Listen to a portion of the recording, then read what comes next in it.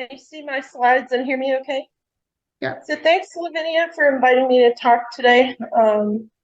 So it's kind of a big shift from the last talk or so, and more about an interest in identifying root causes of Alzheimer's disease. Uh, Specifically, I have an interest in um, the vasculature in the brain was emphasis of my postdoc training, especially these cells called pericytes, and beginning to become interested in possible role of infection in dementia and Alzheimer's disease. So as you guys all well know, pathological hallmarks of Alzheimer's include A beta plaques and tau tangles. And we've also known for over 100 years that there are problems to the blood vessels in the brain and a potential role of infection. And I wanted to share this data from the Rush University Religious Order Study.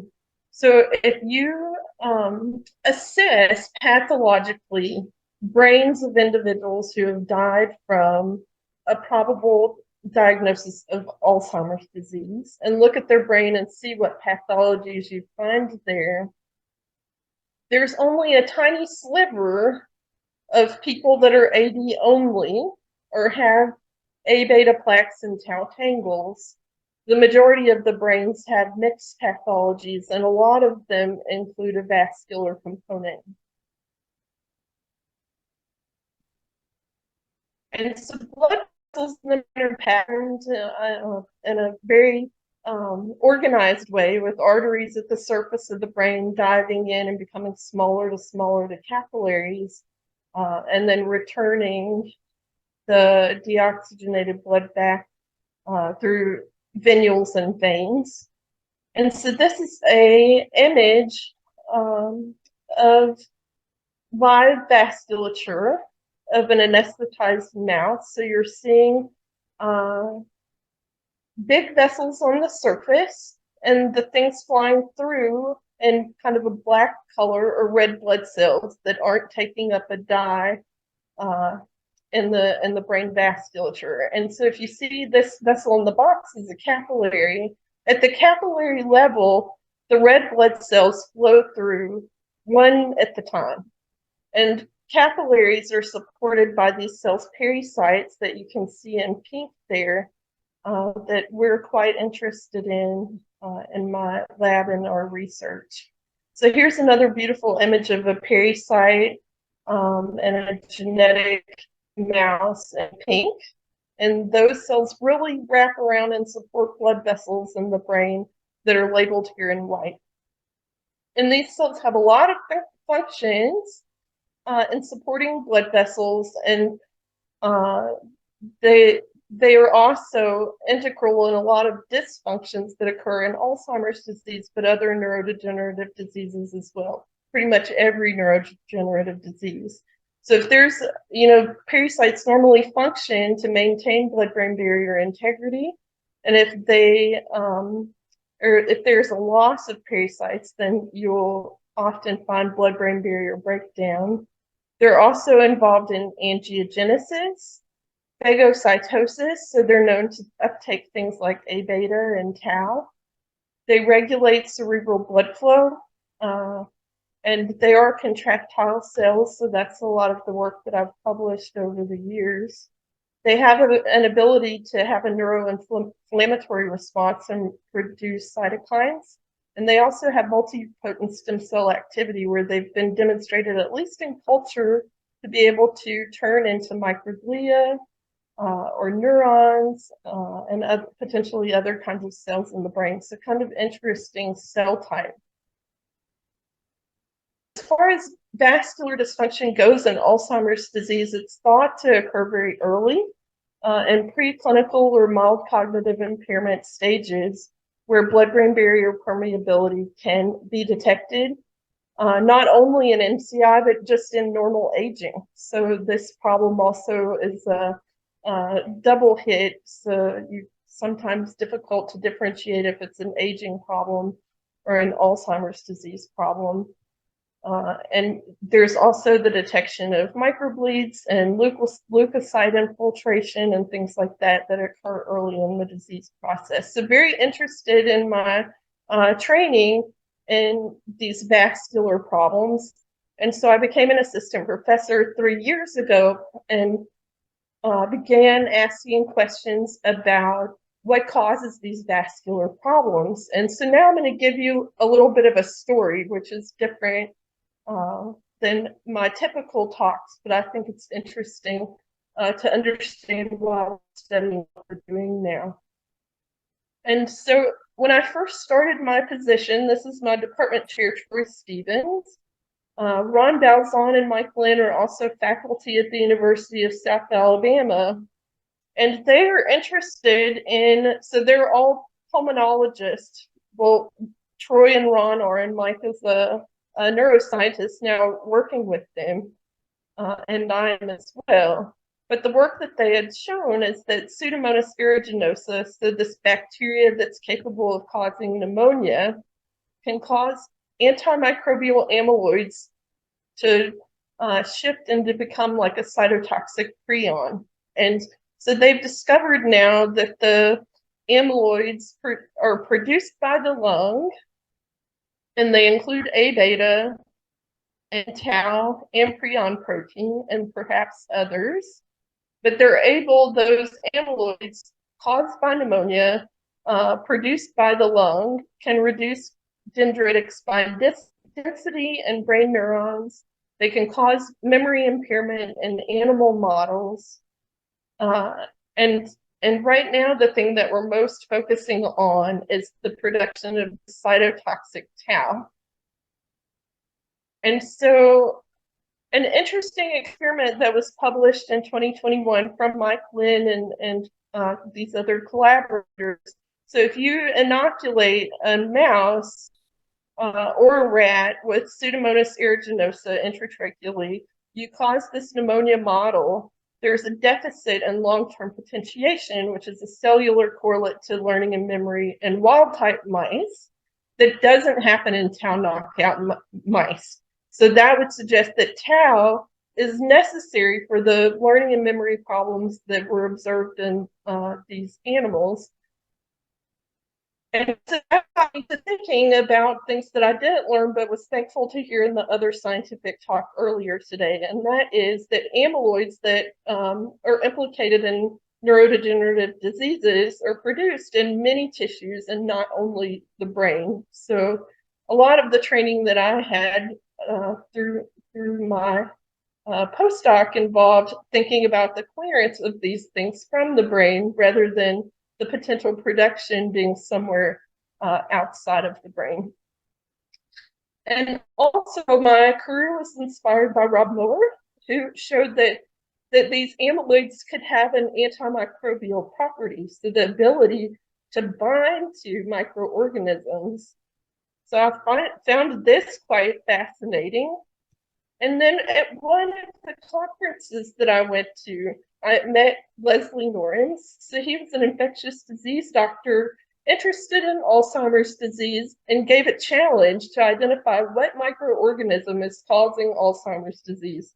And I was first attracted by these really awesome that he gave out that had this big S like Superman and said super scientist. But then I read his white paper on It's Time to Find the Alzheimer's Germ.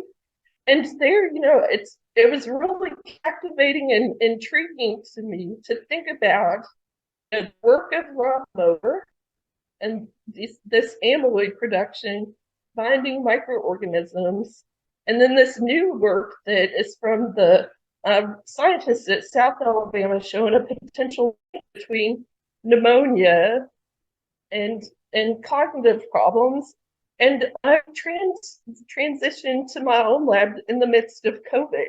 And so with COVID, about 16% of COVID patients have elevated tau. And they also have production of this serum amyloid A, so another amyloid being produced in the periphery in response to, in this case, a virus. So I wrote this review if you're interested in kind of a summary of my thinking and potential root cause of Alzheimer's disease on peripheral pathways to neurovascular unit dysfunction, cognitive impairment, and Alzheimer's disease. Could it be that the problem causing Alzheimer's disease is coming from the periphery and not just from the brain? So our hypothesis is that pneumonia through tau would cause problems to the blood-brain barrier and also associated neurovascular unit cells such as glia, astrocytes, and microglia. And so evidence to back this up clinically, there was a study in Taiwan going through databases of tens of thousands of patients that found that bacterial pneumonia, patients have a 2 times risk of developing Alzheimer's disease, an increased risk of vascular dementia, and an increased risk of unspecified dementia. And Pseudomonas itself also directly increases the risk of vascular dementia.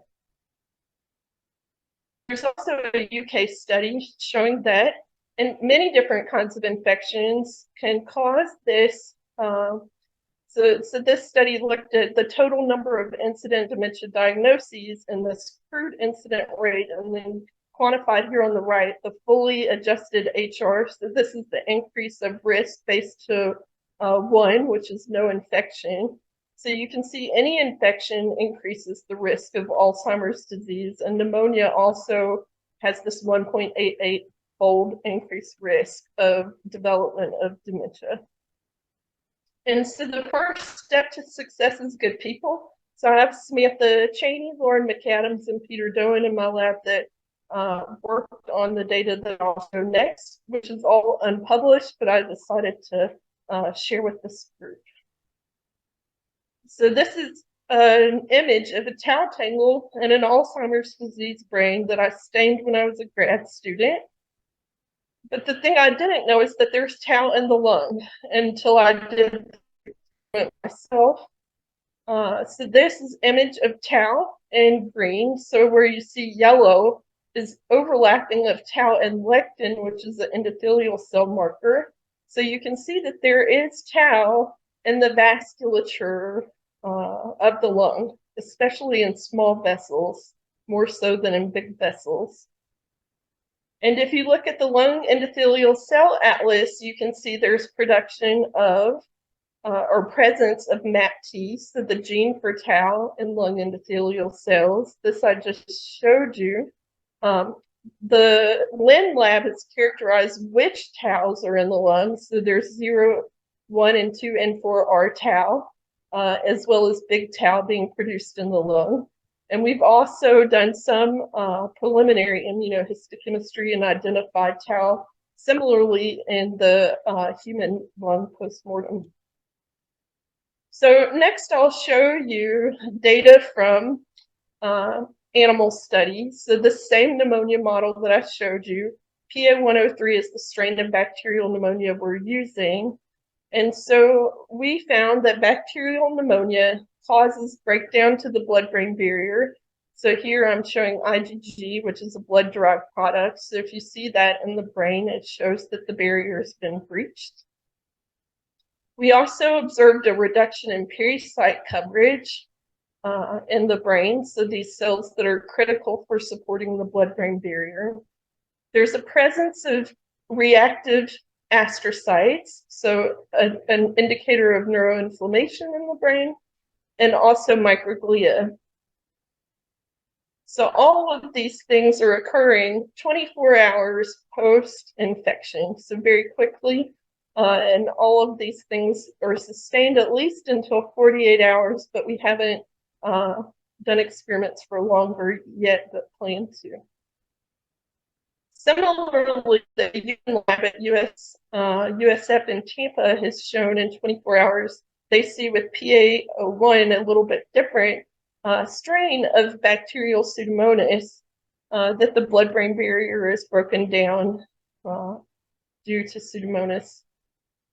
But But the thing that our lab has discovered that's very novel is the presence and accumulation of tau in response to bacterial pneumonia in the brain. So with PA103, we see an elevation of phosphorylated tau side 214 by Western blot. Also, 217 is significantly elevated. Phospho 181, there's a trend in significance and increase in this tau site. And AT8 is the traditional kind of pathological staining method of phosphorylated tau in Alzheimer's disease. And we see this trend and increase in AT8 phospho-tau in the brain of these mice just 24 hours after infection.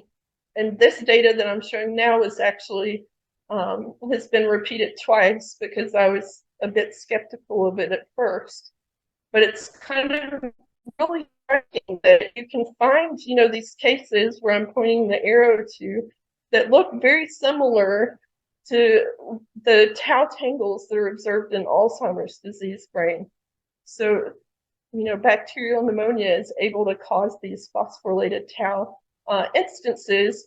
Fascinatingly, it seems to reside at 48 hours post-infection. So we're really interested in this. And the most striking data that we have that I'm excited to share and hopefully publish soon is that not only do we see this blood-brain barrier problem in wild-type mice due to pneumonia, but if you do the same exact infection, which we did at the same time in tau knockout mice, this doesn't happen. So somehow tau is required for the blood-brain barrier breakdown that I was describing. It's also required for the pericyte reduction that we observed. It's also required for the gliosis, both reactive astrocytes and for reactive microglia. So I think this is a very novel finding in the field to know that tau is required for all of these kind of pathological changes that are occurring to the blood-brain barrier and to gliosis in response to infection. So in summary, pneumonia via tau is causing blood-brain barrier breakdown and gliosis. But what does this mean for the big picture? So, you know, you have an individual, they may have infection and organ dysfunctions that are producing different types of amyloids that can then impact the neurovascular unit and ultimately drive mental dysfunction and dementia. So, you know, my interest in my lab, we really care about getting to the root at what is causing Alzheimer's disease, and we're very interested in focusing on a holistic, whole body kind of approach. So acknowledgements, this is my lab and fantastic lab members. We have a lot of collaborations. In the last year, I've founded the Gulf Coast Alzheimer's Disease Research Center in Mobile, Alabama. I hope eventually we can target this kind of holistic approach to begin, you know, collecting not only brain, which is typically collected in Alzheimer's disease centers, but other organs to be able to assess if there is a peripheral contribution to dementia. And also we have this collaboration with ALS-PI, looking at microbes, and then a clinical study on vascular contributions to dementia in diverse populations. So I'll stop there and take any questions.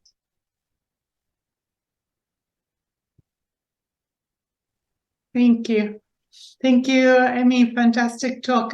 Just fascinating. How do you think it's the inflammation, this burst of inflammation causing tau to deposit?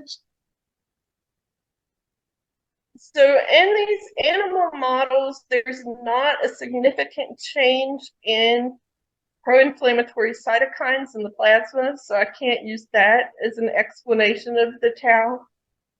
So we're trying to understand what the mechanism is. but it's tau being released from the lung. It's tau being released from the lung and moving to the brain. Yep. Okay. So you would have to have have a recombinant mouse with the tau to really, because how do you know it's tau? It has a specific isoform, the one in the lung? No, some of them overlap with what's in the brain, but we've done a rescue experiment specifically to the lung endothelium. I see. But that's also interesting in terms also, there is this also this tropism of lung cancer to brain cancer, and it seems to, they're still looking how it happens, how in terms of metastatic cancer, it seems there is a tropism, so maybe it uses the same, the same pathways. But totally fascinating. In our model, we had a very strong tauopathy caused by a sterile infection model, but it was chronic. For you, it's really super rapid. I mean, it's incredible. It should go for the bloodstream and some preferential bloodstream, small vessel deposition. So are you doing any research with the oral microbiome, specifically endodontic and peripathogenic bacteria? We haven't yet. We have this new collaboration with Nikki Schultek and Lavinia here for this ALS PI. So really interested in which microorganisms, are doing this, which organisms exist in the Alzheimer's disease brain. Did you check the liver? So I mean, I've looked at expression, but not in response to infection. This question about did you check tau in the liver? It's something we could do, but haven't done yet. But for sure, there is tau in the liver and tau in the kidney. If you just look at this reporter line and just expression and where you can see it. Yeah, at the time when we were looking into postmortem tissue, we were seeing aggregation of amyloid and tau in the liver in Alzheimer patient. Those were advanced cases. Manfred? Amy, thanks for a fascinating presentation. Very confusing. Do we know the role of the tau in the lungs? Or so the in the liver? role is stabilization of the endothelial cells. Okay.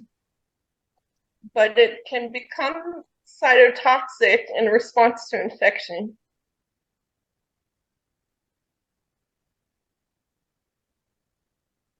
So is a solution maybe antibiotics as a solution for Alzheimer's? You'd have to ask that question to Nikki. I think that's a perfect question for her. Manfred, I have a chart, and I'm going to run through the antimicrobial work in Alzheimer's when I speak in a little bit. Oh, okay. Okay. Amy, great presentation, and as my kids would say, I'm made of questions.